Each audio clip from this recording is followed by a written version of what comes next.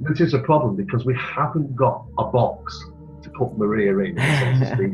Could it be a previously unknown disease then? I mean, I know you an ancient disease, Chris. It's something we don't know about.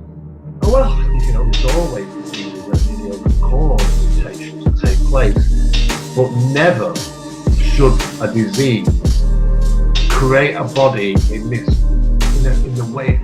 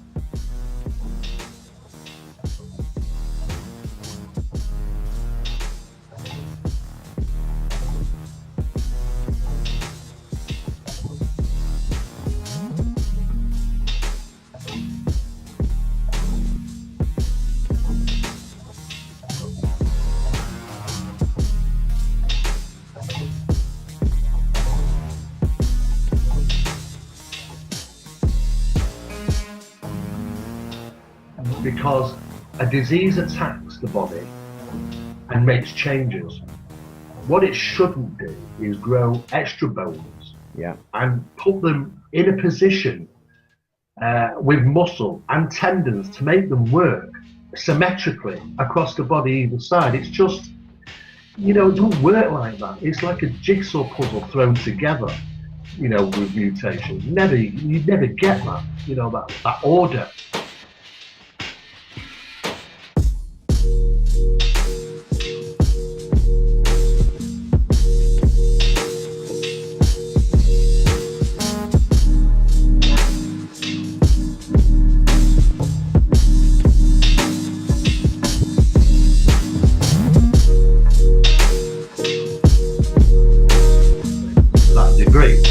And this is what's so unusual. Now, the only thing, we can't find an earthly explanation for that mutation at the time. It doesn't exist. There isn't a box to put it in. People asking, what is she? Well, there's no box to fit her in. This is the problem. She's not devised to fit in with what we currently know.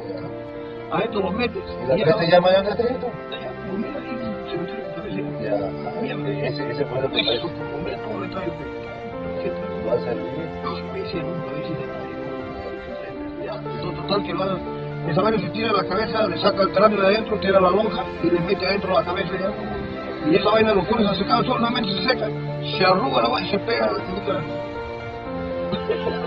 Acá también igualito, se pega solito, le saca esa adentro, no sé cómo se lo pega el cebo ahí, le mete otro compartimiento de este aquí, pero él la metió creo de llama, no sé si un hueso de llama más grande. Ahí encontraron los son chiquitos nomás. Sí, pero tiene su luna, tiene su dedo grande. Tres, no más tres. ¿Y eso cómo lo ha hecho?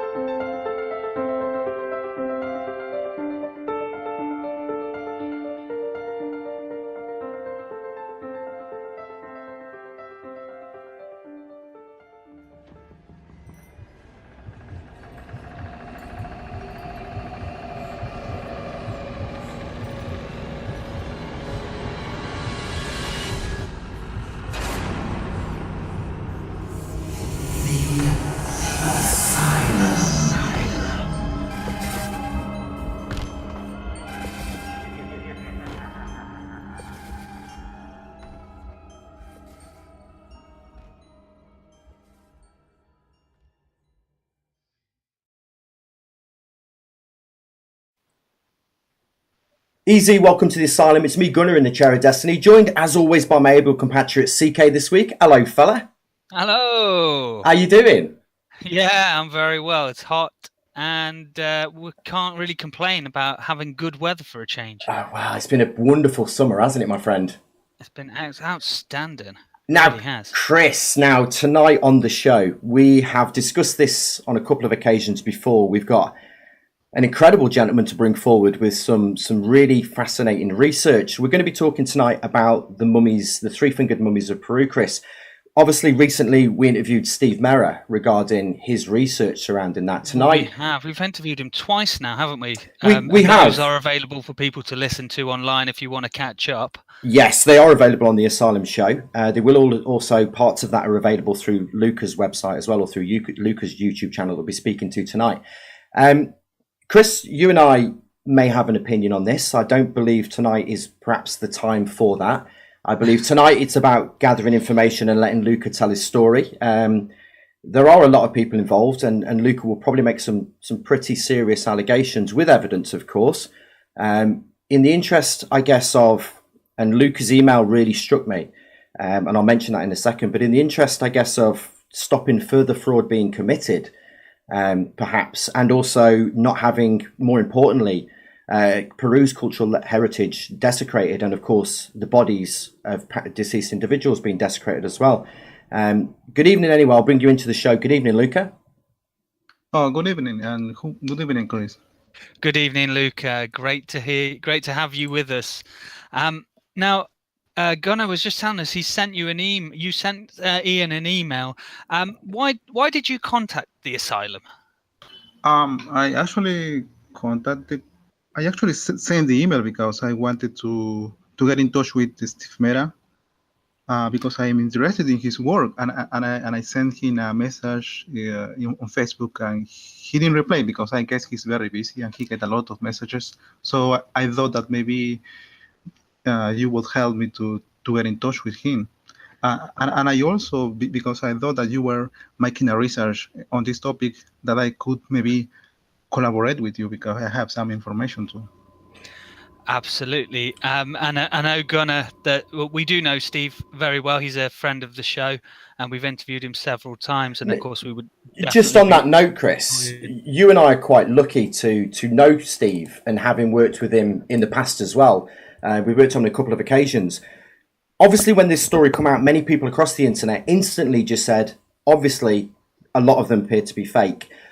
We were in a lucky position that we know Steve, and we know that he was going out to Peru to do some of this research and bring this information back. So we were in a very fortunate position where we could wait to see some hard evidence. Obviously, we followed Steve through that process. We followed Steve and Barry Fitzgerald, and we interviewed them both regarding their trip to Peru. And then once Steve began to release the information, we interviewed him again, didn't we? Which was just a couple of weeks ago. And that's what led Luca to contact us. Luca, of course, we're using a different name for you today, aren't we? Just to protect your identity, because of some of the things in this are very, very sensitive. Luca, the words that you said to me in the email were, we want to end this Peruvian mummies case because it's damaging to Peruvian cultural heritage and legacy. Just expand on that for me. Yeah, actually, that's after all, I think that's the main goal. It's to finish with this hoax because it's damaging the cultural legacy of my country. Because at the beginning, it actually looked more like a joke.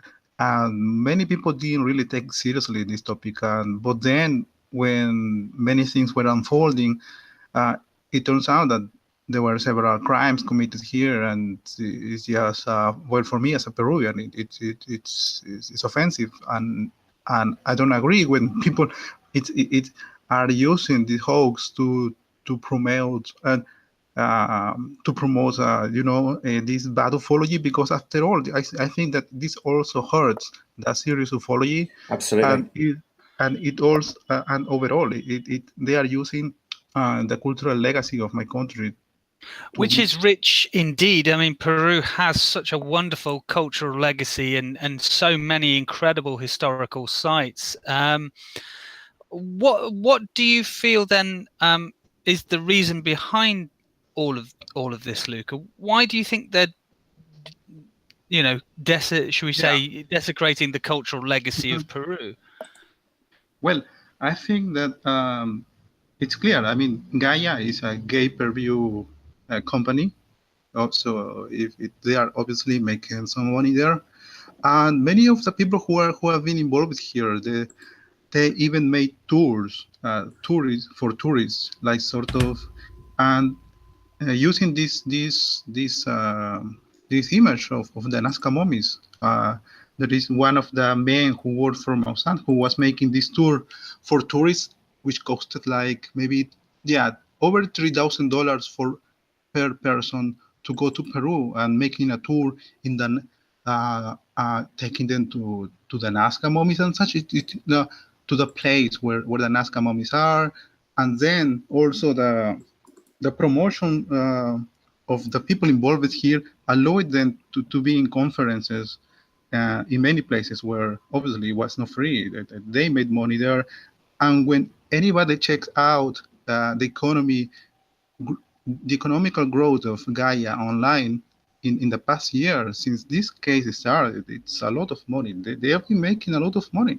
You could safely say, Luca, I would suggest, because there are subscriber figures available online, and you can also work out, it's pretty obvious how much they charge per month. I mean, we're talking six-figure numbers here, aren't we? We're talking millions, basically, potential revenue, and not just by Gaia, by many media outlets. You know, newspapers have run many articles, as of numbers of TV shows as well. Well, this information is actually available online. It just people don't really check out. Anybody can go and check out the economic, growth of Gaia, and it's online. Anybody can check out. Do you think this is the case? Go on, Chris. Sorry. Yeah. So I mean, what I was going to maybe come back to is let's talk about Maria, because Maria came out in 2017. There were a number of mummified remains covered in what was the diatomaceous earth, wasn't it? Is it diatomaceous earth, Luca? Yeah, I think I don't remember. I'm sorry, I don't remember the exact. It's interesting, Chris, because I mean, many people out there have studied this from the absolute get-go. You and I haven't poured over the information perhaps in the same way others have, because of our knowledge of Steve and what he was doing. So we've kind of sat back and waited to see some evidence handed to us, and in our hands almost in this instance, isn't it? But it's a very complex situation. I mean, from our research and from talking to Steve and Barry, what we know is that there were a number of mummies, all covered, almost set in plaster with this earth that they were covered in. The two large humanoid mummies had 3 fingers and a number of other sort of abnormal features. There were a number of much smaller mummies with many more abnormal features, like elongated skulls and things like that. There was also a claim that when the Vaquero took them from the cave where he found them, that there were also living creatures running around. I believe that claim was made. Having spoken to Steve, he told us all about how he managed to get in touch with people and managed to get a viewing of these. And he recently discussed with us his evidence, particularly the DNA evidence, and what his conclusions were from that. And obviously his conclusions were maybe not favorable for some of the vested parties who are proposing that these are genuine mummies. Luca, could you maybe tell us about what you think these mummies are? Okay, what I think obviously is that all the mummies are fake, even Maria. Maria is actually, I mean, when it comes to talking about hybrid bodies and such, or aliens, obviously it is fake. The small mummies, according to professionals, anthropologists from Russia, from France, even from Peru, they came to the conclusion last year, long ago, that it was made out of bones from different animals. And when and about Maria, well, Maria is she's actually a real mummy, but she's been modified in the hands and the feet. That's what all the professionals who have been involved in this, I mean, real professionals, they say this already, and they repeat the same information. It's not like everybody gathered together and came up with this idea. No, we are talking about different professionals who who work in this scope. I mean, paleontologists, anthropologists, paleontologists from Peru, Russia, France. So, and all of these people, Luca, have had access to the bodies, have taken evidence from the body's DNA, perhaps, and then done the appropriate tests. Is that correct? Yeah, yeah. Actually, the French anthropologists had access to over 5 gigabytes of information from the Alien project, and within these 5 gigabytes of information, there were CT scans, radiographies, radiocarbon, DNA tests, and they analyzed this material, and they came out with a conclusion that it was all a hoax. And actually, it was there is a video in the internet with this program where they talk about this. It happened last year in October in France, Paris. So, I mean, that's October last year. How have we gone so long then from that time until this, with some people still believing or claiming that it's genuine? Yeah, well, the first reaction of the Alien Project and Thierry, was to call this top-notch scientists, paleontologists, anthropologists. He called them pseudo-scientists, and these people, these anthropologists, they were from the Le Musée de l'Homme in Paris, in France. They were Fabrice Demet and Alain Froment. They say that this topic, it can roll on in the internet because people are going to be interested in this. But a serious scientific side of the world, they are not going to take seriously this because it's obviously a hoax. It will be silly to really take seriously this topic. Now, Luca, just to be fair to the likes of Gaia, they never actually said they were aliens, did they? They did say it was a possibility. But of course, when there is such a fervour for the finding of this evidence, for people who believe in extraterrestrial presence here on Earth, and obviously you then began and put out very slick videos surrounding that, although they're not saying, without the evidence that we're talking about here, it's very easy for people to want to believe and get the wrong impression about these, isn't it? Yeah, of course.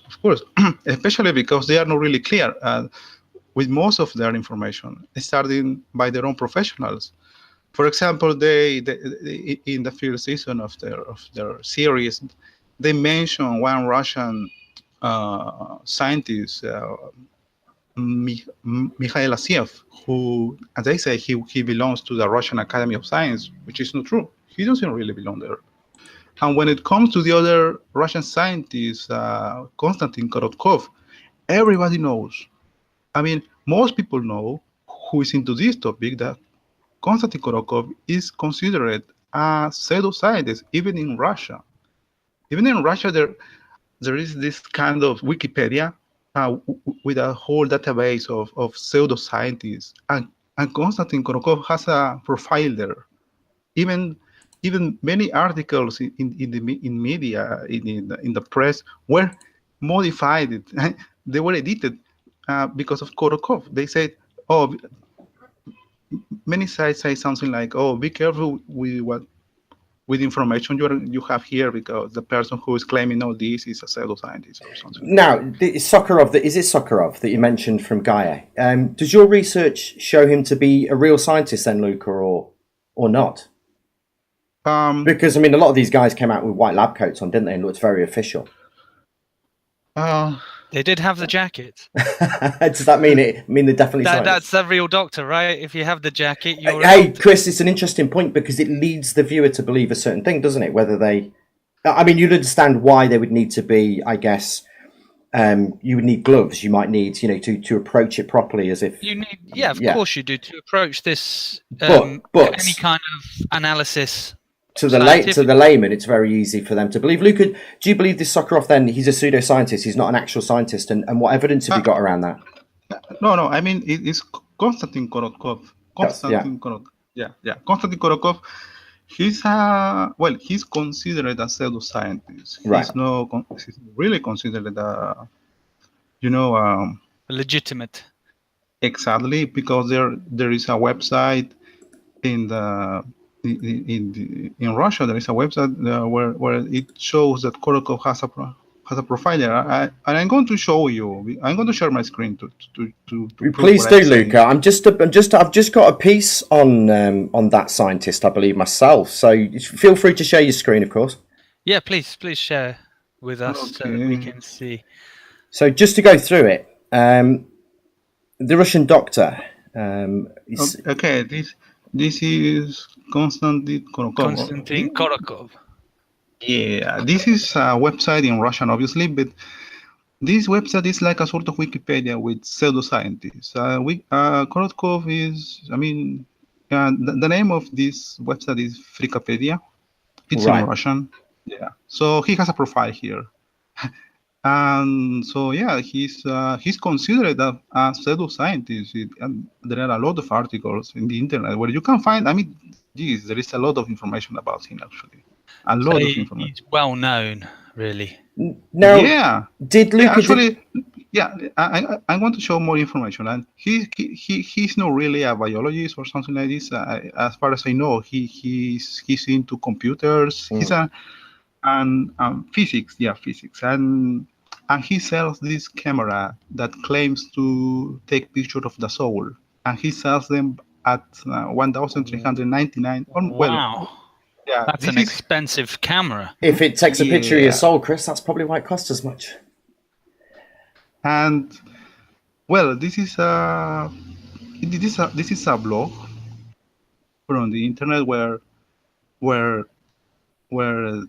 because when Konstantin Korokov launched his camera in 2013, I think, he showed these pictures, saying that these were the picture of the taking with his camera. But it turns out that these pictures were actually part of the ad of sauna. No. It was, and there are many articles about this actually, and others. So very interesting. So we know that Konstantin Korokov, as you say, he, definitely shown us quite a lot of evidence here. What about some of the other people involved here? What about the other clinicians or medical people? Do you believe that they were also pseudoscientists? Pseudoscientists. Well, it's very difficult to label other people as pseudoscientists. But obviously, there are some people who has. For example, I'm going to let me search here. Show you one of in the last season of Gaia, because this is like a sort of series now already. There is this scientist whose name is William Brown. Yeah, William Brown. I'm going to show you here. I'm going to share my screen. William Brown. Okay, this is one of the scientists who is in the last season of Gaia. He's a biophysicist. This is true. But when anybody makes a quick research on YouTube, is going to find different interviews with him in Hangouts, in live Hangouts, where he talks about light ships contact. He talks about DNA manipulation by Anunnaki. Alien genetic manipulation, immortality and multidimensionality. Talking about the alien intervention into life on Earth and topics like this. And actually, his relationship with Gaia comes, as far as I know, since November 2013. He kind of belongs to the Gaia team. It's like a whole team trying to promote, and he's not really a conventional scientist. He's quite biased. And look, it's clear.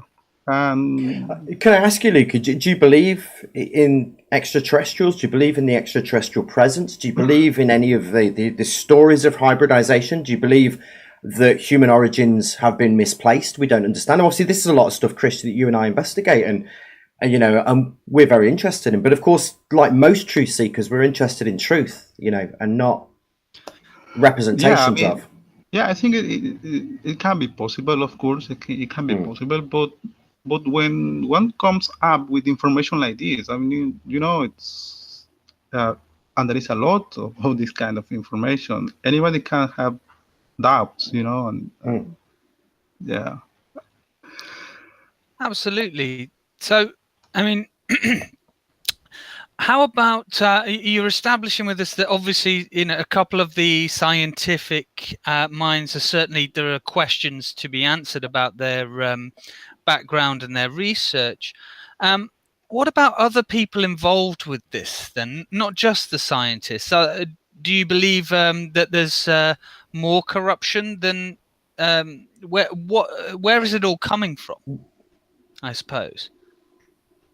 Yeah, actually, of course, yeah. Well, this is sad that for me, there is nothing I can feel proud about. But yeah, there is a lot of corruption here in Peru, and I think, well, there is corruption all over the world, but in Peru, it's but in Peru, when it comes to these topics, which are very sensitive because this involves the cultural legacy of my country, there is a lot. There is a lot because the grave looters have been committing crimes here for decades, maybe centuries, maybe. It's interesting you mention it, Luca, and we're talking about corruption because obviously, and you'll know better than anybody, there are some incredibly poor people in Peru. And there's a lot of money, let's say, circling around the alternative research community or certain media in outlets and industries. When they continue to provide money, or yes, there is a search for the truth, but when they continue to provide money, does that increase the likelihood of the desecration of tombs and people looking to commit fraud? Yeah, of course. It's a motivation for them to go on. Yeah. So it's a double-headed sword. There's not just perhaps the corruption and the Huaqueros that are stealing the bodies and making these fakes over in Peru, but there's also the Western world that has a responsibility to make sure that we're not promoting those things and we're not encouraging those things because of the policy. We're not creating. Well, it's a market. There is demand, supply and demand. Absolutely. Well, it is. We have to remember as well that the antiquities trade, particularly the black market, illegal antiquities trade, is the second largest black market trade in the world. Only the drug trade. The drug trade. Yeah. Right. Yeah, it is a market worth billions of dollars. Of course, multiple billions of dollars. On that note, then, Luca, coming back to this, it's a huge market, like we say. It's encouraged by people, collectors, private collectors, people with money, TV industries, newspapers, any kind of media industries that are interested in promoting this sort of stuff. Yes, of course, we're looking for the evidence, we're looking for the truth, but like I say, there's two things here, isn't there? There's the West providing money, not just the West, of course, anybody with any money who's interested in this subject who puts it in, but also in that sense, there's also the corruption from your perspective. You've done some research, haven't you, Luca, on this, in terms of putting together some links and some interesting names and faces, perhaps, from Peru that might be involved from the very ground up, right the way up to some of these people that we're talking about. Yeah, of course. There are obviously people involved here, but for example, Mario, the grave looter. Let us just take you back to the beginning, Luca, just for clarity for the listener. You contacted us, and when I checked your email and I responded and said yes, get in touch with me. We'd love to hear what you've got to say. I checked your YouTube channel and I found a video on the YouTube channel. On the video on the YouTube channel, it shows a gentleman in a car. And the gentleman claims to be one of the Huaqueros, which is a grave looter, I believe. And he was talking within that about the shopping list he was effectively given by a gentleman called Mario. Is that correct? Yeah. Mm-hmm. So just talk us through that story then. Just talk us through how you came to meet this contact, how what you were researching and what happened there.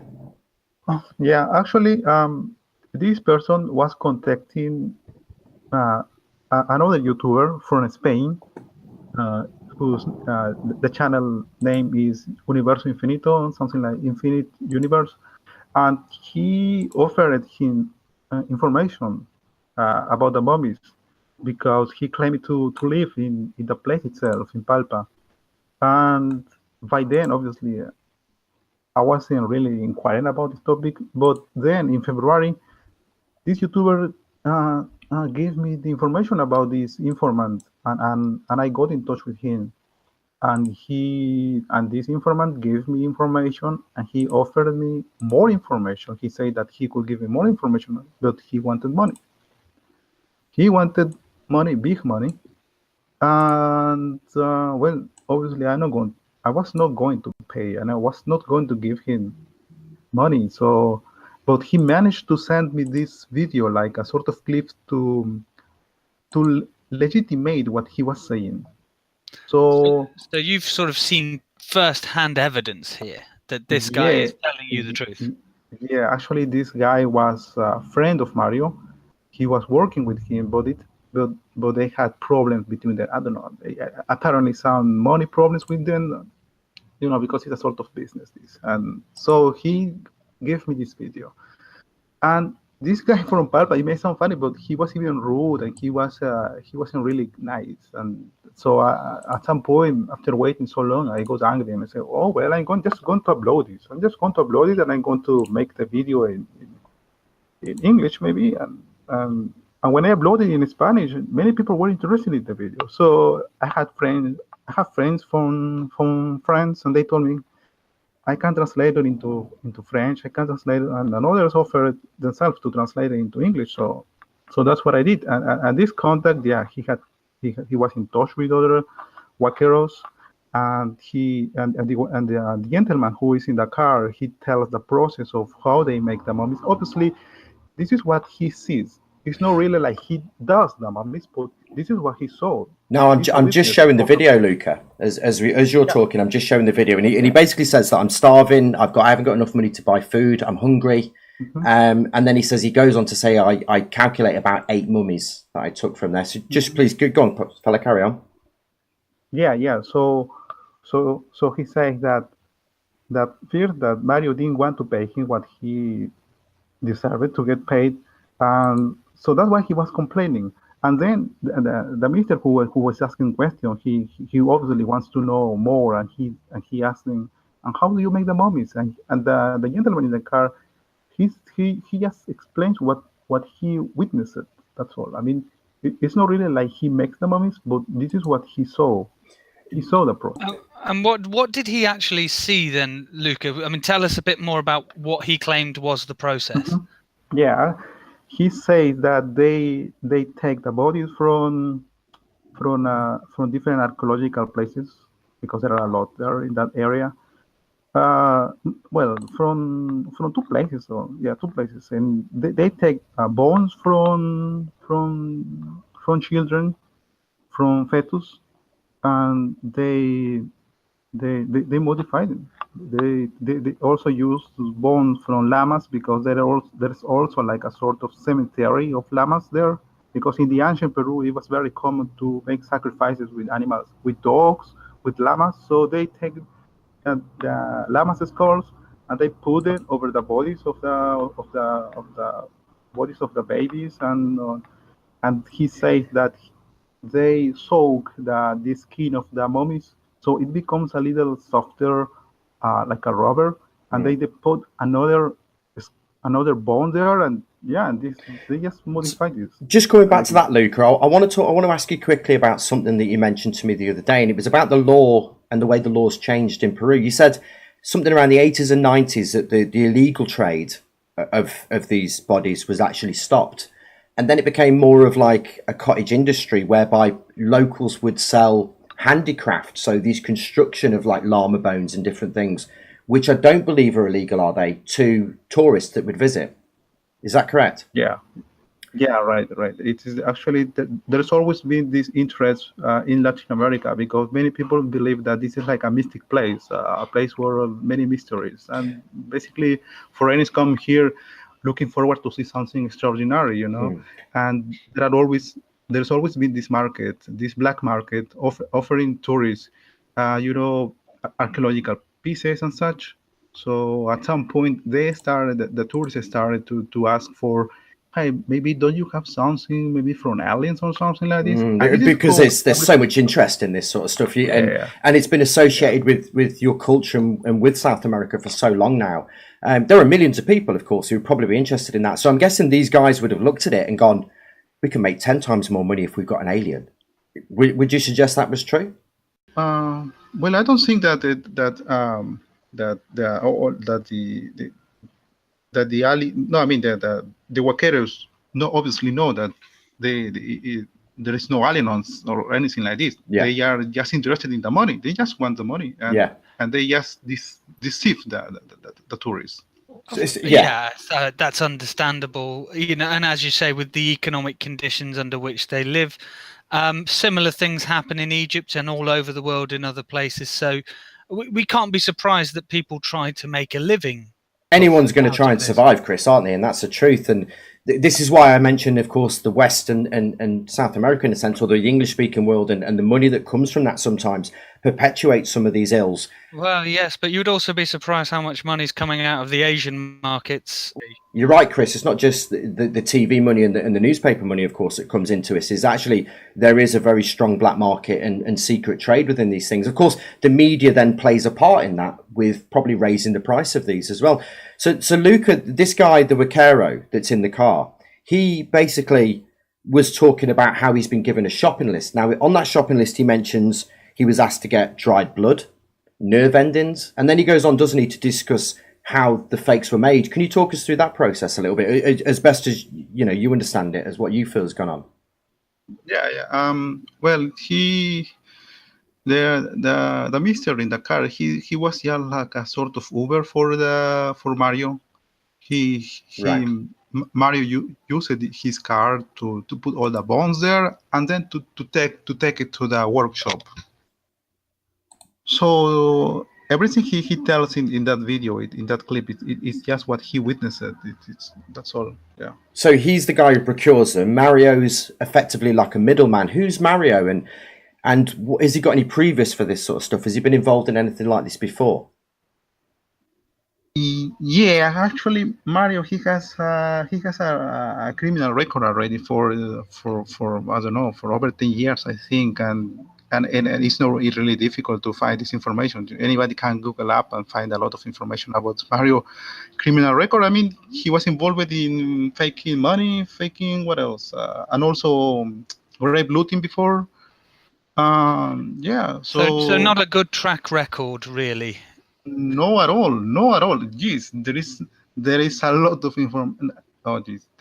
And I think that all this information is going to come up at some point, and people are going to blow. I mean, and it's funny, it's fun. It's absurd because all these people, Gaia, Jamin, Moussa, and Thierry, I mean, they treat Mario like a kind of star, and they say, all archaeological places were discovered by people like Mario. Why vaqueros?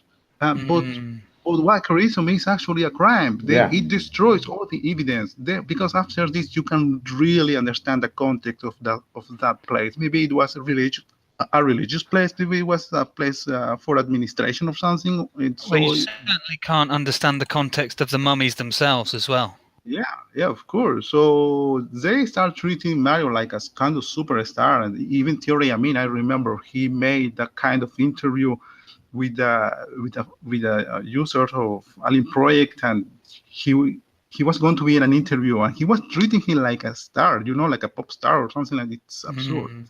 So Luca, what happened next? So you met hang on, Chris. Let me jump in, because I do want to quickly talk about, before we move on, I do want to quickly talk about about the construction of these things a little bit more, because Luca, in the discussion, firstly, he mentions a couple of things that I've been told by people who have seen these, that he mentions things that they hadn't released, which to some degree you could argue might give him some more credibility, might suggest he's telling the truth here. And we're going to try and be as even-handed as possible about this, so of course, as we carry on.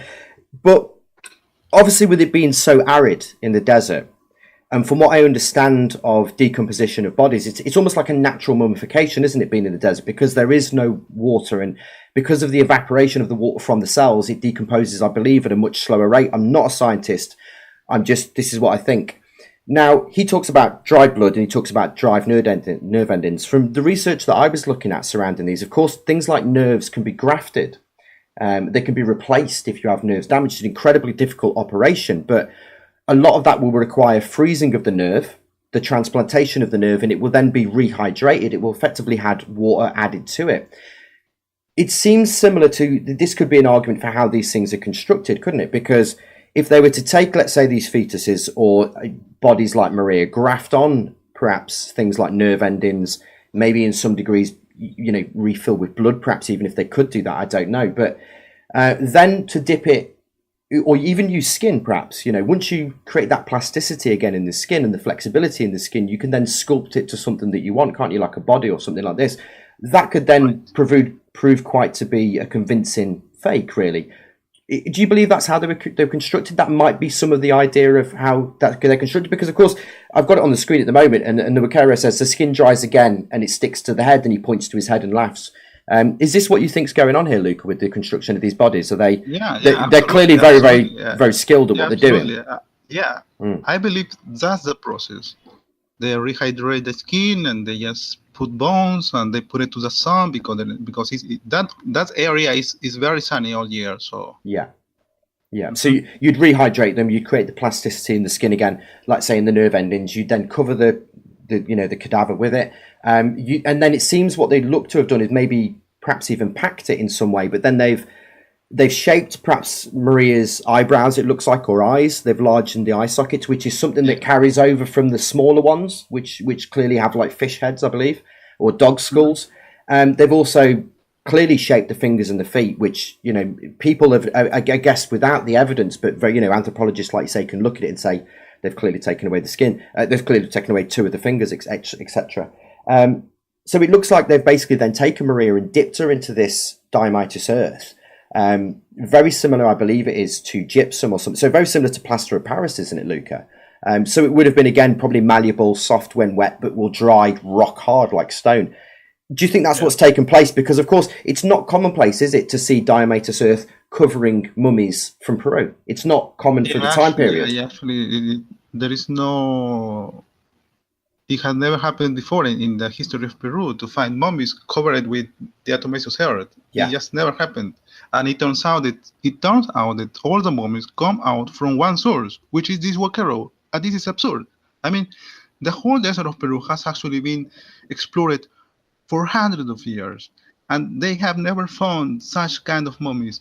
And if this was real, then we will find more mummies in different places. But no, all the mummies come out from one person, from the same Wakero, and nobody talks about this. And this is why this is absurd, because it's like a sort of workshop, of mummies, of factory of mummies, fake mummies. This is it, Luca, because you said this information's been out a while in the Spanish-speaking world, but I have not seen anything. Until you contacted me, we suspected it strongly. It was very difficult to find out from England, of course, but we suspected strongly that there was a process behind, as what you're showing us today. But the reality was we were never going to be able to solve that ultimately from over here. So, and that's what you've gone and done, isn't it? It's like say to the West, all we keep seeing is mummies, aliens, mummies, and then lots of people up in arms saying they're definitely fake. But here today, you're bringing what you believe to be evidence to suggest how this has taken place, how this fraud has taken place, and the desecration of these bodies, aren't you? Yeah, of course. And the main reason why you didn't find much information about this is because the local press here didn't really want to because sometimes giving information about this, it can work on the opposite side. Sometimes it can, instead of debunking the hoax, it's like promoting the hoax sometimes. So I believe this is why the official side, the government here didn't really want to give much of the attention it deserved, and also with the media here. So that's why. And also, if you look at this, and this is actually a kind of internet thing, because all the thoughts happens in the internet, and these people, instead of contacting different universities, top-notch universities around the world, they prefer to make sharp, well-edited videos. That's all about this project. Luca, great point. Sorry, carry on. Yeah, they just make, these people only focus to make online marketing with just sharp videos. That's all about. because one can really find a really, renowned university involved in this project. I mean, if this was really a big finding, I think that many universities around the world will be interested on this research.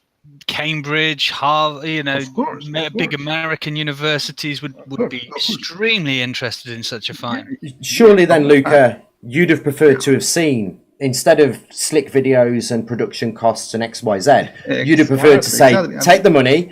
I don't want to see your slick video. I just want to know the actual truth. I want you to take it to a top university, and I want you to come back and tell me what it is. Yeah, exactly. For example, one can understand that maybe, okay, it's been 1 year, maybe it's been 6 years making a research about this, and okay, maybe it's too soon, but it's been almost 2 years with this topic, and these people have the movie for so long, and it's absurd that so far non-paleontologists, anthropologists, really, I mean, people who really work with mummies are really analyzing these mummies. Nobody. Usually they are just pseudo-scientists or professionals without experience, or maybe some biologists, but they have nothing to do with mummies. This topic it should be studied by anthropologists, paleontologists. So the absence of those specialists and the absence of money to pay those specialists to do this research opens the door for perhaps others to come in and be less than 100% and honest about it. Yeah, well, it's been long. I mean, one can understand maybe if it was a few months, but it's been years already, and nobody who really works in this scope of mummies analyzing the mummies. So why? Because they don't want to. Because they will find out that it is fake. Who did? The anthropologists from Le Musée de l'Homme in Paris, they did. They worked with mummies, and they found out they were fake right away. That's incredible. I just want to find out a little more about your story, Luca, because you've met this Vaquero. He's given you this story and told you about what happens and what his role within this is. What was next for you? How did your research continue from here? Well, actually, I'm not really an investigator. I don't really consider myself an investigator. They're just some people put me this label. I was just a random researcher. I was just a random Joe. But it just so happened that my investigation, my research, came out to be, very interesting, because even many people who are involved in ufology and in research on serious topics, like Anthony Choi, who is, maybe you know him. Broadcaster in South America. Yeah. He even called me one time. It was just a usual day for me, a Saturday in the afternoon, and he rang me and he said, "Hey, you are doing a great job." And then it turns out that different people who look, even Steve Mera said that I did a great job. And you have done a great job, Luca. You showed me some of the evidence, and I respect your effort and your work, but also the way in which you've gone about it. I mean, obviously, time will tell exactly the links that you found and exactly how strong they are. But from what you've shown me already, Luca, you may not call yourself an investigator, but you're doing the role of one. And let's be honest, there are people out there, mentioning no names, that are paid an awful lot of money to investigate and don't seem to get it right. And here's you, Luca, clearly researching, investigating, and you've been sought out, basically. Anthony Choi found you and said, you're doing a great job of what you're doing. Yeah, actually, and I'm not really, look, I'm not really a YouTuber. I don't even consider myself a YouTuber. I'm not really looking for subs or recognition. You're doing this because you genuinely believe in the information you're trying to find out. Yeah, what really strikes me is that they are making money. They are mocking at the authorities of my country, and at the end, my country is looking at, Peru doesn't have scientists, and Peruvian citizens, they don't like their own culture, and they don't care, and this is absurd. Yes, so of course. So Luca, I know you're an average Joe, just like us, but you genuinely wanted to find out. So what's next for you? How did your research deepen? How did you get a little more information? Because there are many more links, aren't there, Luca? Of course. Yeah, well, I just want, I would like the people who are involved in this, they end up in prison. I would really like this. So, people, all the people who were involved in this, they have to go to prison because it's illegal. Yeah. The laws in my country are clear. If you modify, if you damage the cultural heritage of Peru, you have to go to prison. It's plain as that. It's simple. Yeah. We're talking about desecration of the dead. This is one of the fundamental foundations, Chris, isn't it, of civilized society? The way we treat our dead. It's important. Absolutely. And Luca, I can completely understand, Luca, that you want to see these people punished. And of course, the law is going to say one thing. Well, where's your evidence? So, I mean, Luca, I know you've done quite a bit of investigating, although you're not an investigator. What have you found out, and who is involved in the information that you found? Well, the Vaquero Mario, obviously, he modified, he damaged an archaeological piece. Also, the people who took samples from the mummies and took them to other countries without the authorization from the government, that's also illegal. People who all scientists who were involved in this, they also are involved. They are also involved in a crime. So everybody who promoted, who made money, even when anybody who cut a piece of the body of the corpse who belongs to the cultural heritage of the country, that's a crime. And all people who is associated with this, well, they are guilty. Regardless of whether they're aliens or not, Luca, you can't take bodies out of the ground and start sticking them on TV and doing tests on them, particularly without, as you say, the official say so, the official kind of okay to do that, can you? Yeah, actually, yeah, exactly. Yeah. And actually, if you want to make a DNA test anywhere in the world, you need the approval of the government. And if you didn't do this, it's illegal. I mean, it's just like this. It's illegal, and if somebody cuts a piece of the mummy, it's also illegal, because you need the approval of the government, and to modify, to damage that, and yeah, it's a crime. And that's the truth, isn't it? As soon as these get into the hands of perhaps people like the Vaqueros, they can then literally sell the ability to test those bodies to anybody they so wish. Of course, it being illegal, but once they have it in their possession, of course, the government has very little control, and they're chasing it, aren't they? They're trying to find out where these bodies are and find out who's involved. Your research, Luca, seems to show a very strong connection from the grave right the way through to the internet. Who is Mario connected to, and who, in your opinion, is he working for, and what evidence have you got for that? Well, Mario it's like a sort of team of different people who are working with Mario, obviously. And as far as I know, the authorities know their names, they know where they live at, and also there are people who are involved with, obviously, people from the local authorities of Palpa, obviously too. People who are taking this case in the trial too, and quite probably corruption too. And so when it comes, you're suggesting the government must be involved in some way, shape, or form. At some point, yeah, the local government, of course. Whether that be a public official, a police officer, a politician, or somebody like that, you mean? The local authorities, of course, because they were aware of this, and they just let it happen. Why they let it happen? Well, we can make a lot of ideas about this. We can guess, but they let it happen. That's a fact. Let's be honest. Money tends to talk, doesn't it? I mean, I'm not saying that is the reason, but everybody can get their own conclusions. Yes, exactly. There may have been numerous reasons why they chose to do this, but as we talked about motives earlier, money is a huge motive for many people all across the world. Luca, Thierry Jamin is the, I guess, director of the Inkari Institute, isn't he? Who is he? What is his role in this? Because it was Thierry that received the bodies. Now, I believe from his statement, he said that these bodies were placed on his counter. But I've heard very conflicting stories surrounding this. I've heard Thierry say that he was present. I've heard he say he wasn't present and he didn't know who had got the bodies. And just yesterday, I believe he said that actually the bodies belonged to Mario himself. Who is Thierry and where does he fit?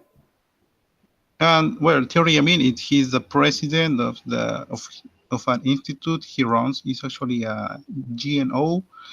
It's called Inkari. He arrived to Peru over 20 years ago. At the beginning, he claimed to be an archaeologist, and there are many websites that confirm this, that he claimed to be an archaeologist, but at some point he had to admit that he wasn't really an archaeologist. I've actually got a story about this, Luca, that I was looking into, and it actually is a news report, I believe, from Peru, and it talks about, according to this article, the General Director of Culture of Cusco, David Ugarte Vega Centeno, has declared that the French citizen Thierry Jamin, who pretended to excavate Machu Picchu, searching for the tomb of Pachutec, is not an archaeologist, has no scientific training. This information would have been sent to him by the French Ministry of Exterior Relations, who wanted to alert the Peruvian authorities. I am going to share my screen. Absolutely. Jump in, buddy. Okay, so this is a newspaper here in Peru from 2013. When by that time, Thierry, I mean, he tried to make an excavation in Machu Picchu, because he said that he had found the tomb of an Inca, and he asked for permission to do this work. And well, he said he found the tomb of Pachacutec in Machu Picchu. This is the name of the newspaper by then. And Thierry, I mean, quoted a very renowned archaeologist here in Peru, who is Guillermo Lumbreras. He's very famous here on this side of the world. And Thierry, I mean, say that Lumbreras also agrees on this, that Pachacutec tomb it's in Machu Picchu. But then it turns out that that Lumbreras was in the news saying his opinion about Thierry, I mean, and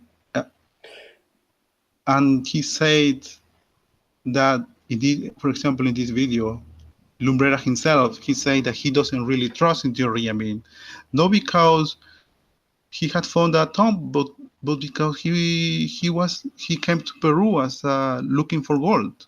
So he's effectively saying, did he say then that the tomb he believes exists, but he doesn't believe Thierry found it, or he's got concerns about Thierry? Lumbreras in that video said that he doesn't believe in people who doesn't take science seriously. Yeah. Because his own report wasn't really serious. And for example, in this article from 2013 by this very famous newspaper here in Peru, say that that the government of France warned the government of Peru about Thierry Jamin, saying that, oh, be careful, because this person could damage the relationship between our countries, because they found out that Thierry Jamin wasn't really an archaeologist, and according to this article, it says that Thierry Jamin hasn't really finished university in France at all.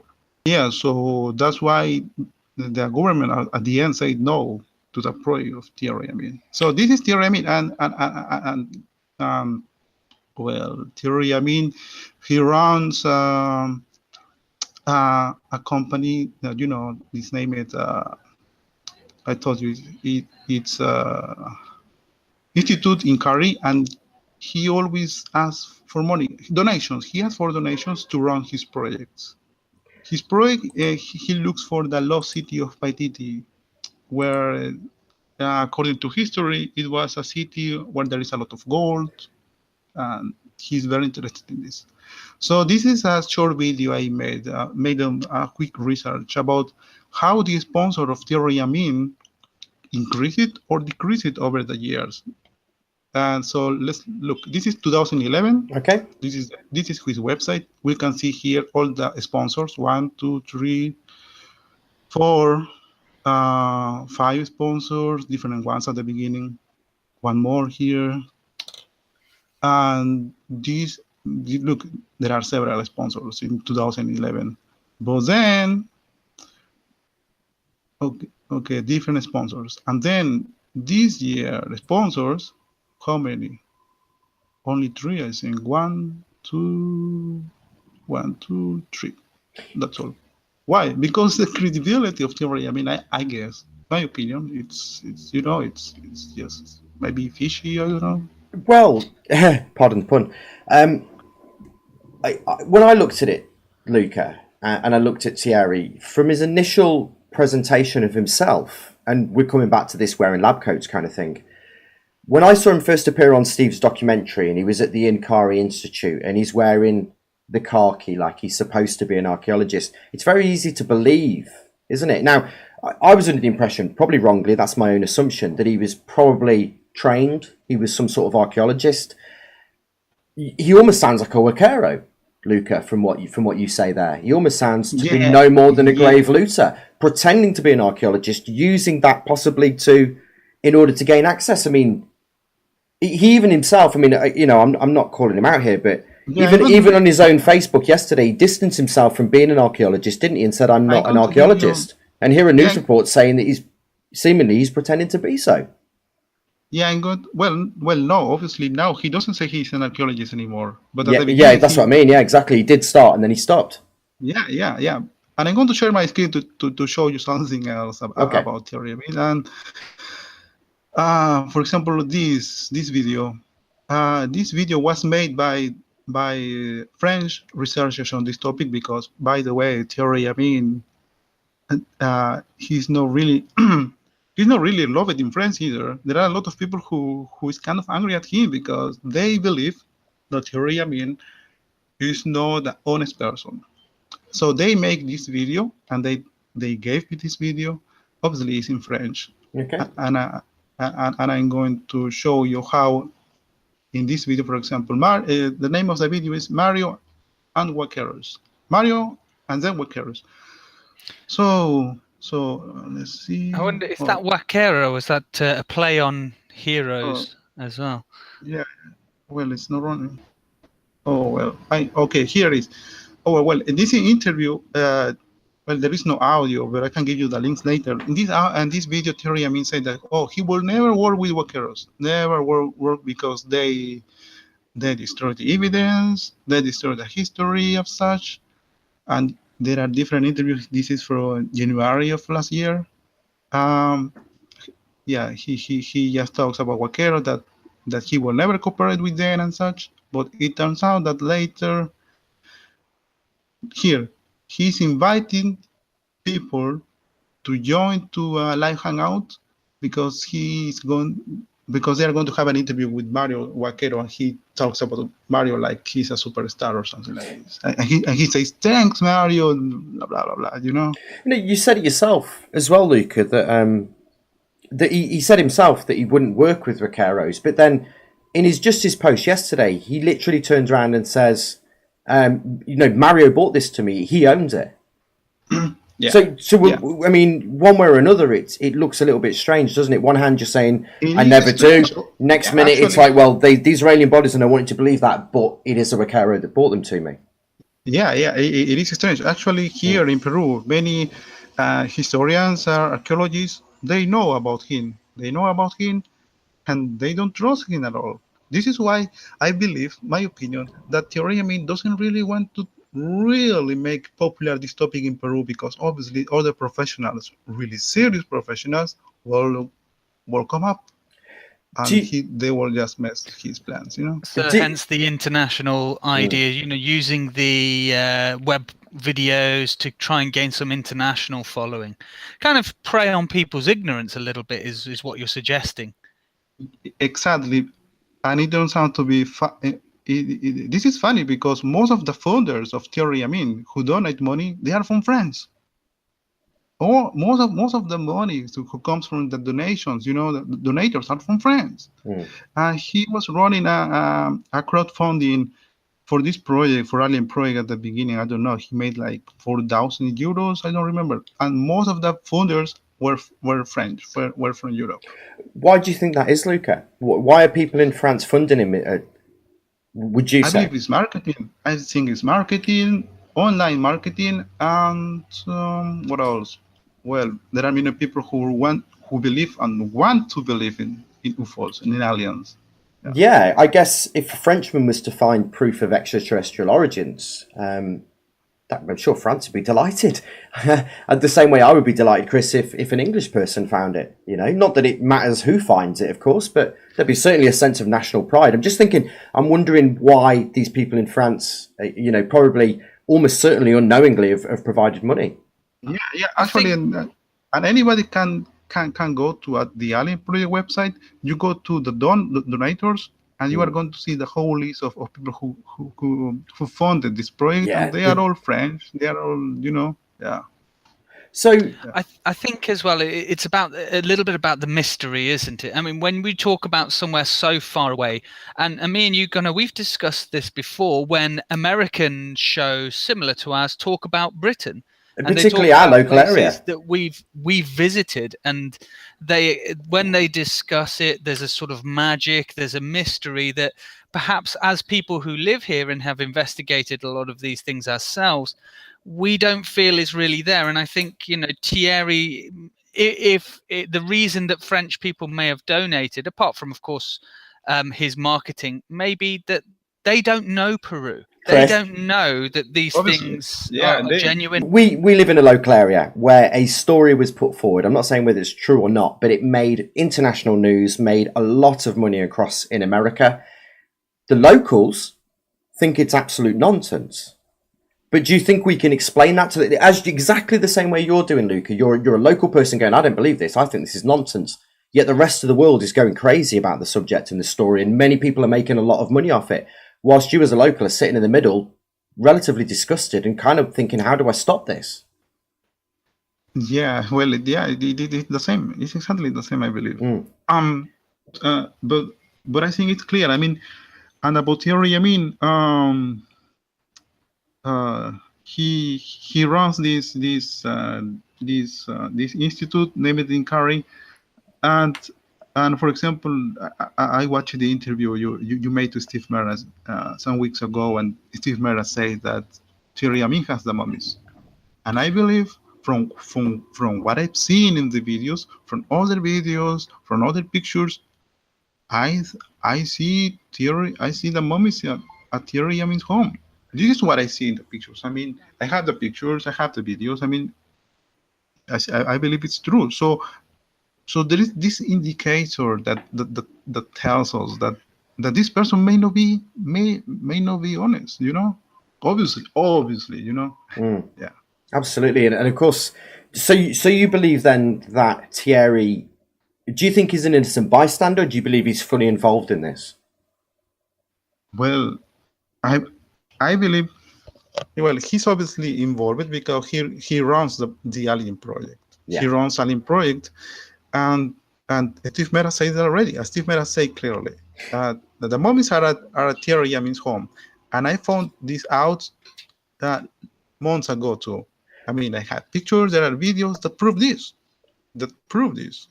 It's interesting. The website isn't called the Mummy Project; it's called the Alien Project.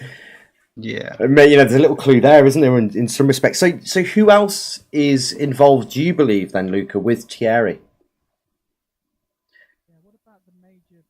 Well, obviously there are different and several people here involved with. For example, Jaime Maussan. He's known by running different or promoting different hoaxes. I mean, it's been proved that there were hoaxes. The fake fairy, for example, the Metepec creature, or the slide of the Roswell. I mean, they turn out to be fake, and it's a fact. I mean, absolutely. It took the internet about 24 hours to debunk the Roswell slides. The Metapec, of course, the guy who actually owned the farmhouse, Chris, we discussed this on the show before, the guy who actually owned the farmhouse admitted that he'd helped to create that fake. Again, does that mean Jaime Maussan is making honest mistakes as an investigator because people are putting so-called alien videos on his doorstep, or do you think that he has an involvement in this, Luca? Do you think that, because it's happening a lot to him, isn't it? And it seems to happen every 3 or 4 years or so. Yes. Well, I feel that his research in this investigation, despite all the hoaxes he promoted before, is not honest at all, because he said a lot of things that are just not true. They are just not true. So I believe he knows that that all this is fake. I think he knows, but however he promotes it. Why? I don't know. I think people can get their own conclusions. Why? And I'm going to give you an example of this. I'm going to share my screen again. Yeah. Okay. The Jaime Maussan team, they always talk about the permissions that the Peruvian government is really interested on this case.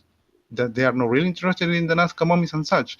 Jaime Maussan said, "Oh, I went to the government and I knocked at the door. They didn't give me attention, so they didn't pay attention to my petition. So they are not interested at all. They don't care about the culture, blah blah blah." But it turns out that this is the letter Thierry Jamin sent to the authorities here in Peru, who are in charge of all about archaeology and culture. This is the letter. You can see here, this is the signature of Thierry Jamin. And the letter it's addressed to Jorge Nieto Montesinos. He's Minister of Culture. Well, it turns out that, look, January 11, it turns out that Jorge Nieto Montesinos, he wasn't Minister of Culture anymore by then. So who was this letter addressed? And they say, "Oh, we sent a letter to the Peruvian government." You didn't. He wasn't Minister of Culture anymore. And plus, when you want to start an archaeological project here in Peru, it's not about sending letters. You can't send letters because it's not like sending a letter to your grandmother or something like this. There is a whole process. And the whole information, you can find it on Google. Anybody can find it in Google. Mm-hmm. You just download it here. I guess you'd have to put a full argument together as to why it was important to open up the ground and to do this. Example, anybody can look for the information in Google, and they're going to find this file to download. It's a document, and they are going to download the document. And in this document, you are going to find all the requirements, all what you need to run such research. If you want to hear all the questions, how much you want to pay, all the documents you need. It's not about sending a letter. This is absurd. They use this excuse to try to say that the Peruvian government is not really interested. But look, Peru has a lot of archaeological places. Can you all imagine how many letters Peru gets of this kind? See, would this be an opening way of making the kind of contact? Would you send a letter before you filled out the form, or would you go directly online and just download the form and start from there? Yeah, well, in the internet, all the information is available in the internet. But what is funny, is that Thierry Jamin claims to be working all about archaeology in Peru for almost 20 years. So how on earth he can know the process? How can he know the process to start a research? Or who the Minister of Culture is? Of course. Because as you previously mentioned, the guy had already left office by this point as well. It would seem to be a pretty basic thing to know, wouldn't it? Who you're sending a letter to. Or the process, Chris. Exactly. However, they appear on the internet, only in the internet, repeating over and over again. The Peruvian government is not interested at all. It's not, but it's absurd. It's absurd, Yeah. Okay, so who else is connected then, in your opinion? Who else are some of the major players in the? And what other research have you come across, Luca? Because I know you've got lots more as well surrounding this. Well, there is. I believe there are obviously there are other people involved. It just happened that some information is not supposed to be in the internet, because this information is supposed to be for the police. It should be for the police, for the justice here in Peru, for the trial and such, and the legal process itself. But yeah. Do you believe, Luca, you have evidence that could lead to arrests? Well, I think that all what Mera is doing, it could lead to the arrest of many people, I think.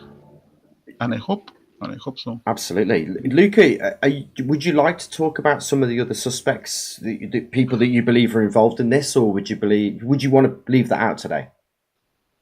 Oh well, it's difficult to point at people, and yeah. But yeah, I mean, it's clear that Mario is involved, and all the people, like I said, who are involved around this, they either want it or not. They are part of a crime. They were part of a crime. From the process to cut a piece of the body and to take it to another country to make tests, that's also a crime. So, yeah, I mean, it's clear. Yeah. Absolutely. Luca, what else do you want to share with us then? I know, of course, the viewer won't get to see this, but you've showed me some quite compelling information that implicates a couple of other people, let's say. I won't say what the roles are, what their jobs are. We'll keep that out of it because, of course, I understand there is of a local level, Gunnar. I believe so. I mean, Luca's the best person to ask, of course, isn't it? But it's people locally in Peru, and there is. I would suggest, from what I've seen, there is a. Well, I said it before. There's a strong connection, I believe, from the grave to the internet. And of course, when I mentioned the internet, we mentioned at the very beginning, I guess, some of the proponents, some of the people who are getting this story out, Jaime Maussan, and amongst a whole lot of other people. Okay. Okay, I'm going to mention another name. Somebody. I mean, I don't know if you heard about Jos Mantilla. Yes. Okay, Jos Mantilla is a Peruvian journalist. He claims to do just his work. I mean, he claims to be a journalist in this research. He claims to be a journalist, but many people believe he's more like a sort of a spokesman for Jaime Maussan.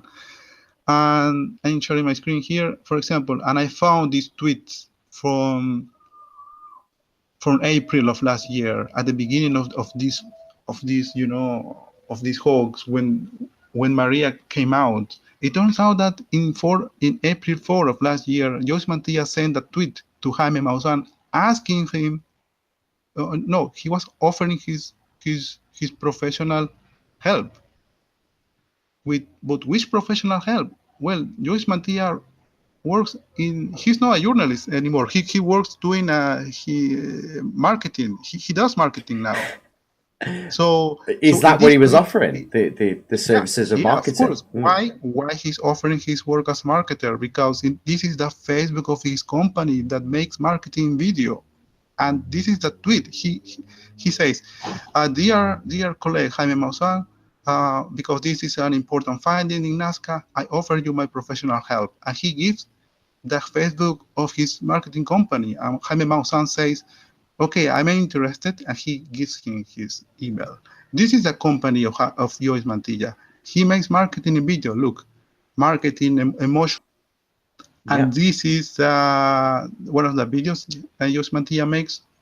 Look, this is the logo of his company that makes marketing in video, and his Facebook of this company. It's all about marketing with different companies. Marketing. This is also marketing. Marketing, emotional marketing too.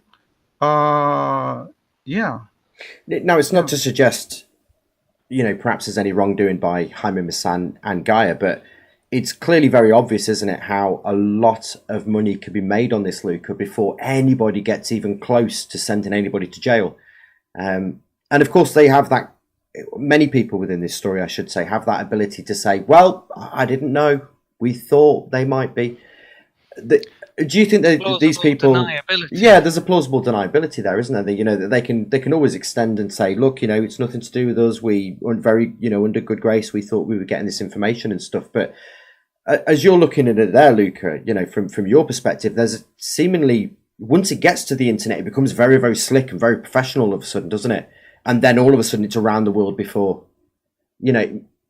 You said it before, Luke. Really, these people should maybe take that money and put it into hard research and evidence. Yeah, actually, everything points that this is a well-organized. That this is an organization of different people. We have here a journalist who is promoting this. He claims to be a journalist, but obviously, I show you that he is not really a journalist. Actually, look, last week, this journalist deleted in his Facebook his own report he made about Steve Mera. Why? Because now, obviously, Steve Mera is going against Alien Project. So this journalist deleted his post about Steve Mera. I mean, where on earth a journalist deletes his own information? It's absurd. Do you think? Because obviously Thierry, I believe, the Inquiry Institute invited Stephen Barry out there to do this research, didn't you? Do you believe? Do you believe that, I guess, that these people were bought in under the premise that they would probably just think they're aliens, not do the research, and that they would say and corroborate their story? Or do you believe, because obviously it's a bit of a risk, isn't it, bringing somebody who can actually pull you out for your lies or find that your lies are exactly that, lies? Yes. Well, I don't know. I think Steve Mera can answer better this question, but I believe that from what I see is that quite probably Steve Mera was interested in this because this is the scope of his research. He's an investigator of UFOs and aliens, so obviously I think he was going to be interested in this, but obviously I think he found out that, well, it's not true. All this, for example, even Steve Mera said that how is it possible to invest so much money and time on these small mummies?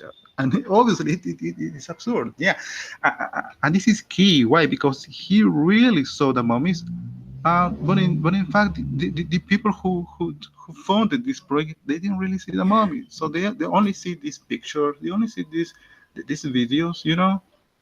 Yeah. Who are those people that you say who didn't see the mummies? Sorry. I mean the people who donated the money. Yes, of course. They're just seeing the media that's coming out about it. Basically. Yeah. And this we come back to this point, don't we, Luca? That in reality, what should have happened here is, whether that be in Peru, whether that be via money from wherever, is that ultimately that money should have been taken and used to find the evidence and find actually what was going on. Now, that can only be done, of course, under the permission of the Peruvian government. But as you say, the money came in and lots of things took place. Lots of TV shows were made, lots of news reports were made, but none of them actually did the basic research that they probably should have done from the very beginning. Would you say that was fair comment, Luca? No, of course. Obviously, everything here was illegal since the very beginning, and I show you the letter. That itself was illegal. That itself wasn't really. It's not really transparent, and everything until now. If you would really take a look at this, I mean, you are going to find a lot of such kind of stuff all this time. I mean, it's been like 2 years, I think. Yeah, so there has been a lot going on. Now, I don't know how much you want to say, Luca, but as I've alluded to before, you've shown me a lot more evidence than we've covered today. That information's out there, isn't it? And people can piece it together for themselves, can't they? What you've alluded to today goes much deeper, extends to a few more people, in your opinion. And I guess that information's out there, isn't it? Do you think that... What do you think is going to happen, Luca? I mean, obviously you want to see this stopped, but do you think that these people may end up in jail? Do you think they're going to slip the noose? Do you think they have done anything wrong? They haven't done anything wrong? What's your overall thoughts about the subject? Well, I think... well, it's sad. It's sad for me as a Peruvian, but there is a possibility that many of people didn't really end up in prison. Maybe even nobody ends up in prison. But at least have the like to this hoax stop. Because if this goes on, this is going to be like a sort of precedent for other hoaxes. That many people are going to be maybe interested in investing on this, on making fake mummies here in Peru, which is absurd. It's silly. I mean, it's It's important, isn't it? We might not be able to. I mean, the important thing is, I guess, is to stop this happening in the future, isn't it, Luca? We might not be able to stop what's already happened. But what we can do is, as you're trying to do here today, is to make it very hard for people who wish to commit these acts of fraud. And also, I guess there's, maybe a lesson in this for the English-speaking world, which is, A, don't believe everything you hear and read, and B, be careful about it, because, like I say, listen to a Peruvian person talk about the damage. It's very easy for us, Chris, to get really magical and, oh my God, it's really mysterious. They're placed on the other side of the world, aren't they? And you, Mr. Gunner, we always think of it in these terms, don't we? We always question everything. Yeah. No matter what's put in front of you, no matter how romantic it seems, no matter how fantastic and wonderful it seems, question it, like Steve does. And that's obviously why we're good friends with Steve as well. We take that investigative approach. You have to let the evidence fall where the evidence falls, Chris. That's the truth, isn't it? It's always the case. Ultimately, you can't force the evidence to be what you want it to be. It lands where it lands. I know, Luca, like you say, there are other people involved in this, aren't there? And you could probably evidence this right the way to a lot further than you have. I don't want to say too much because, of course, it's your information, but there is a lot. It's bigger than what you've shown us today, isn't it? Yeah, of course. There is there is a lot of information about it. I mean, I have information for about different parts of this topic, but on the whole, it's clear a hoax, and I'm actually collaborating already with Steve Mera. I gave him some information. I hope this is going to help him to make progress on his own research. Absolutely.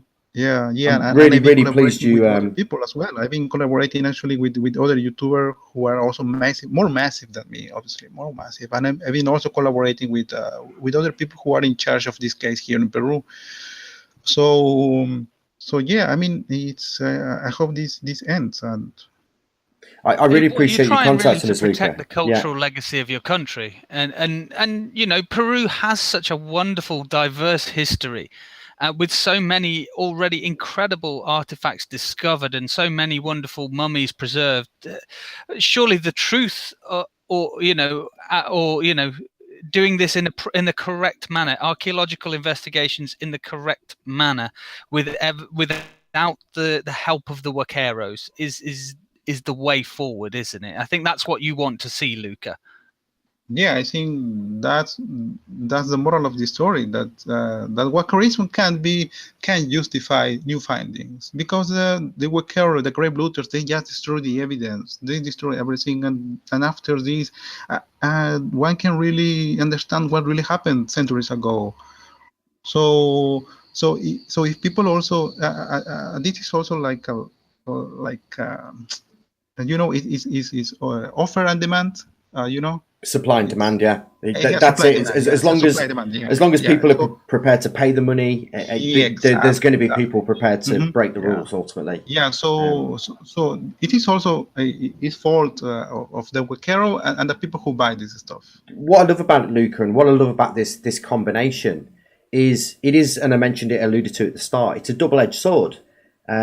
It's going to need you guys doing the work that you're doing over in Peru, and it's going to need guys in the English-speaking world, raising awareness, getting stories out there, talking about this sort of stuff, because it's, like I say, it's a problem for South America and it's a problem for the English-speaking worlds together, isn't it? It's not just a Peruvian problem and it's not just an English-speaking problem. It's like these are two halves of the same coin. So it's important that you continue to do the work that you're doing out in Peru to raise awareness and to find evidence of any wrongdoing. But it's also important that we try and help, anybody like yourself, try and share that information to make people aware in the Western world of what the real story is and what some of the angles are behind this story, not to be lulled in by a really slick presentation on internet. There's always more than one side to every story. There is, and in the interest of fairness, Chris, we've watched for over 18 months. Many people say, well, they could be, they couldn't be.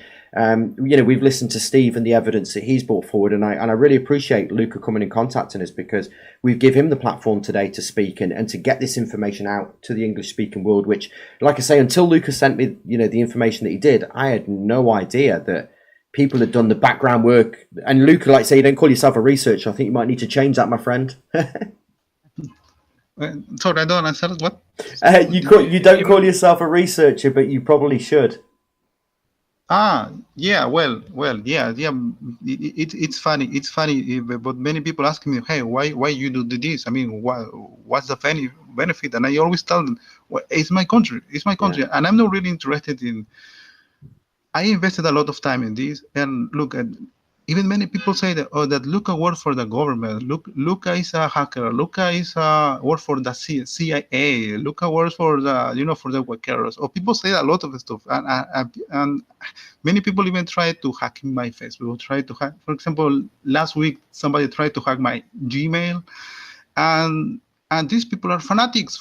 They want to believe in aliens. They want that these Nazca mummies be real.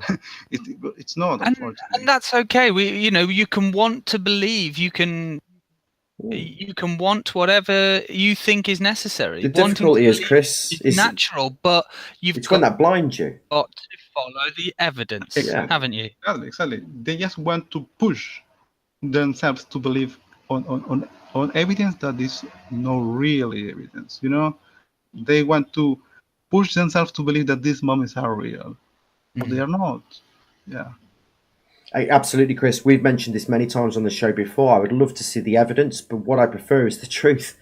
That's the truth, isn't it? I would love to know that extraterrestrials are real or X, Y, Z. There's a lot of mystery in it. I've seen lights in the sky and all this sort of stuff, but the reality is, Chris, is that I would prefer the cold hard truth. If they don't exist, they don't exist. I don't want somebody to make something and make it look like it exists. Well, whether they exist or not, I mean, if somebody has created an artificial thing in order to make money, we all lose. That's exactly. No one's gonna win from that. Apart from, of course, those that make a little bit of money. Everybody else is losing something valuable.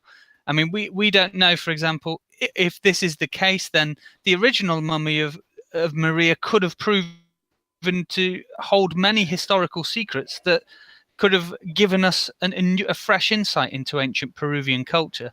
But let's see it done the correct way. If that's what's happened, then that would be very sad. And you're quite right, Gunnar. We need to see it in the correct way. Yeah, through the correct channels. Like I say, we don't want to see the desecration of humans, bodies, tombs, cultural heritage. Luca, there are people out there on six-figure salaries who claim to be investigative journalists, researchers, TV presenters, people in this field, people in this subject. And you, my friend, as a concerned local, suggest, well, absolutely, if your evidence proves to be true, and it's very interesting and compelling, I believe there are probably researchers out there who could learn a lot from you, my friend, for sure. People who, like I say, there are people out there who are paid, Luca, is the point I'm making. And as we've discussed tonight, it doesn't always come across that they tell the truth, perhaps. I'm not saying that these people are lying, but we do know, Chris, of course, there are people out there who are only interested in the money, only interested in promoting their agenda. Can be less than thorough, and often, blinkered. So their focus is on proving something, so they're only really going to process and investigate evidence that backs that up. But, I mean, like when we spoke to Steve was very much of the mind that it's really interesting, it's really compelling, but I can only go on the evidence. I can only go on what Steve's I can another prove. One. And Steve, I'm sure Steve would love to be the chap who found evidence of alien life on Earth. But it is what it is, Chris. And if it isn't, if it's human, if Maria is human, then it needs to be said.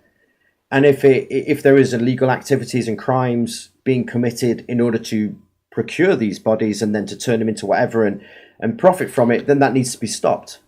I agree. And I think regardless of what it is, regardless of the evidence being whatever, we need to stop this practice of looting and grave robbing. Think of, when God forbid we're put in the ground, would you want somebody in 1,000, 2,000 years time digging you up and, selling you? That's the real crime. Bit of money. That's a real crime, the desecration of the dead, isn't it? And then the cultural heritage and legacy, and then it becomes very much a physical crime in the sense of. I mean, regardless of any kind of hoax or anything like that, that kind of industry is something that we need to try and put a stop to. This is why I thought it was important to have Luca on today and to speak to us, because Luca, you believe that this is going to happen again, don't you? Yeah. I think this may happen again. I mean, the traffic, the black market of archaeological pieces, obviously, this is not going to stop. This is not going to stop. But I think that there are a lot of people who have made money out of this, and there are a lot of people who have been fooled too, and there are different crimes committed here, and this can be a precedent, for something worse or for something better. Yeah. Luca, if the work and research that you've done is absolutely correct and accurate, and I believe that your motives, certainly the reasons why you're doing the research that you're doing, are exemplary, they're exactly the right reasons, I think, my friend, you're a credit to the Peruvian people. I really do. And Chris, I mean, I won't speak for you, but I guess you agree? No, I definitely agree. I mean, we need more people like Luca. We need people who want to investigate and want to find out, regardless of the information that comes out. But I think people are, interested in defending their cultural legacy and preventing grave robbers from desecrating archaeological sites, then we can't get enough people like that. We need more Lucas. We need more Lucas. We do. Luca, we're going to stay in touch with you. We'll keep up to date with you. I know there's more research there, and I understand the reasons why you're not prepared to talk about that today. If you uncover more stuff and you bring more things out, would you please come back and speak to us about that? And, maybe we can kind of finish this case once and for all and help you, the Peruvian people, and everybody that suffers at the hands of these criminals. Maybe we can make a difference in that, dude. And thanks for helping us to help you, actually, and maybe put an end to this, or at least play our little role, Chris, in the best way that we can, which is about spreading this information and making sure that people are aware of the full aspects of the story, both sides of the story. Yeah, all aspects of this story. That's what we want to bring out. And Luca, thank you so much for sharing your evidence to give us this other side of the story. Oh, no, thanks to you. Thanks to you both. And I'm willing to collaborate with you, to keep collaborating with you, because actually there is more information, and I'm sure there is going to be more information coming out next weeks. And absolutely. It's important, Luca, like I say, that the fight is fought both on your side and our side. And in any way that we can help, get the truth out there, whatever that truth may be. I'm not going to say one way or the other. I do have an opinion like you, Chris. But we'll leave that for another day. But what we do want to do is see the right thing happen here. Is A, for the desecration of these tombs to be stopped, and B, for the correct information to come out. Of course, for crimes not to be committed in the name of, I guess, trying to find aliens or whatever. Luca, top work. We will stay in touch, my friend. We would love to speak to you again. I would love to see you really crack this and really bring that evidence that may actually stop this happening all the time. It's important that this information is spread to the English-speaking world, because, like I say, it's been out there in Peru, hasn't it? Your information's been out for a few months, but nobody's seen it yet. Nobody's picked it up. I'm guessing, probably because many of us don't search Spanish terms. We just put mummy in, Chris, Peruvian mummy, and maybe that's why we miss it. So by our language. Absolutely. And Luca, you mentioned before, you're a Peruvian gentleman, and you said your English isn't great. You speak better English than me and him, and we've got a YouTube channel. Actually, my English was better before, but I stopped practicing English some years ago because I just didn't have, somebody. When you do practice, you just forget. Of course. Plus, and I was living in Russia recently, and in Russia almost nobody speaks English, and I love to speak Russian. Yeah, and a lot of people there has really bad English, and it's kind of certainly better than our Spanish. ¿Por qué? Oh, it's okay. ¿Por qué? ¿Por qué? Luke was like, "What's he talking about?" And Chris is like, "You're so bad." Oh, Gunnar, it's not porky. No, it's cheeky. It's pork-like. Why indeed is the question, isn't it? Why indeed would people do this, Chris? Luca, awesome, my friend. Thanks for speaking to us today. Of course, we will stay in touch, and we'll catch up with you again soon. Okay? Yeah, of course, and thanks to you for this opportunity, because it's all about the spreading awareness about the reality of this case. So yeah, it's a tricky case today, isn't it? But exactly that reason, Luca, we wanted to help you spread awareness of many more aspects of this story that people might not be aware of. Of course, the internet may have assumed this 12 months ago and, oh, they were definitely fakes, but what you're actually out there doing at the moment is trying to provide hard evidence as to how and why and who was involved in that. And like I say, Luca, we need more Lucas, Chris. Absolutely. We do. We really appreciate you coming on and giving us your information. And that's, hopefully the listeners get the chance to make their own minds up here. A pleasure, my friend. The Asylum.